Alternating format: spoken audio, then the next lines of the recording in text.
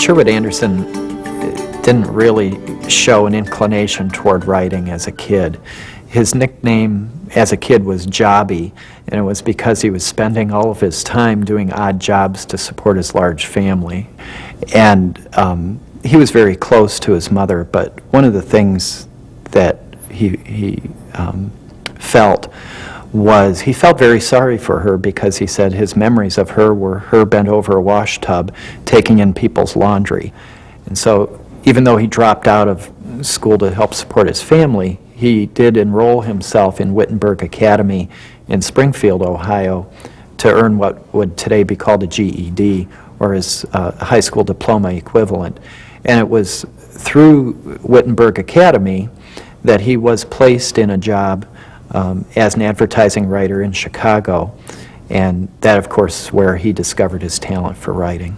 His father was a great storyteller and would mass crowds of, townspeople to hear his stories. And Sherwood wasn't really one who wanted the limelight like that, didn't want people to mass around him so much, but he did want to tell stories, and I really think that that's his legacy, is as a storyteller.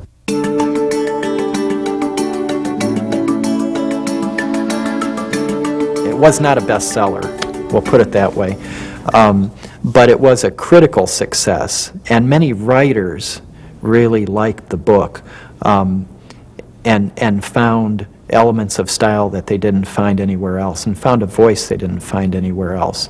Winesburg, Ohio is unique because of its psychological approach to developing the characters. The 19th century style of writing, which was still popular early in the 20th century, required the reader to gain an understanding of the motives, characters' motives, through their dialogue and through their actions. But here was Anderson doing something different, taking the reader inside the mind of the character and actually showing the reader what the character was thinking. What Winesburg, Ohio did was shock the public, but it also won the hearts and minds of the literary critics of the time.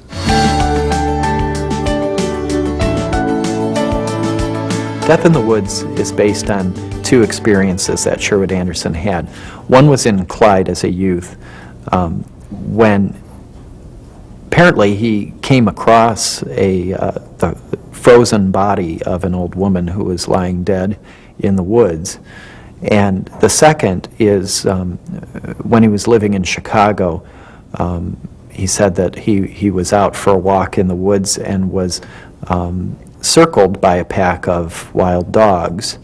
And it was really a blending of these two experiences, put together with some stories he heard from people in Clyde and in Chicago, and some information that he gathered about dogs and their behavior, and put the story together with all of these different elements. Death in the Woods was rewritten many times, but it's not all that unusual for any writer to rewrite his or her stories. In fact, that's part of the process. But Anderson rewrote many of his stories because he was unhappy with the outcome, and he felt a need to rewrite until he got the story just how he wanted it.